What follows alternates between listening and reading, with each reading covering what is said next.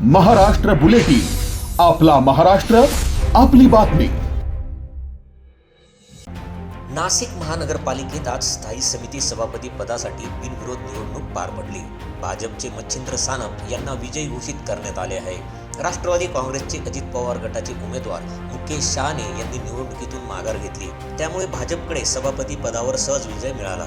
कुंभमेळ्याच्या पार्श्वभूमीवर महापालिकेच्या तिजोरीच्या चाव्या आता भाजपकडे असून आगामी मोठ्या कार्यक्रमांसाठी प्रशासनाचं नियोजन आता भाजपच्या नेतृत्वाखाली होणार आहे। आणि नाशिक शहर आणि पंढरी प्रभू रामचंद्राच्या पदस्पर्शाने पावन झालेली भूमी आहे आणि मी हा चौथा कुंभमेळा आहे मी पाहतोय।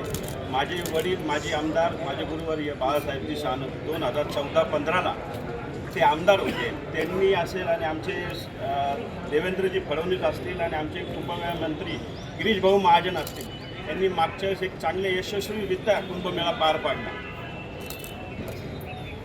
आपल्या सर्वांची दिलगिरी व्यक्त करतो आणि सर्वांना सोबत घेऊन चांगलं काम या शहरात करतो। आज सभापती म्हणून ते विराजमान झालेले आहे।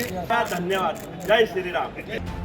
नाशिक महापालिकेची स्थायी समिती महत्त्वाच्या निर्णयांसाठी जबाबदार असते। आता सभापती मच्छिंद्र सानप यांच्या नेतृत्वाखाली महापालिका कुंभमेळ्यासारख्या मोठ्या आयोजनांना अधिक सुव्यवस्थित पद्धतीने हाताळू शकणार आहे। नाशिक महापालिकेच्या स्थायी समितीच्या या बिनविरोध निवडीमुळे प्रशासनात स्थिरता आली असून कुंभमेळ्यासह शहरातील विकास उपक्रम आता ठोस मार्गदर्शनाखाली पार पडतील। सयाजी पवार, महाराष्ट्र बुलेटिन, नाशिक। महाराष्ट्र बुलेटिन, आपला महाराष्ट्र, आपली बातमी।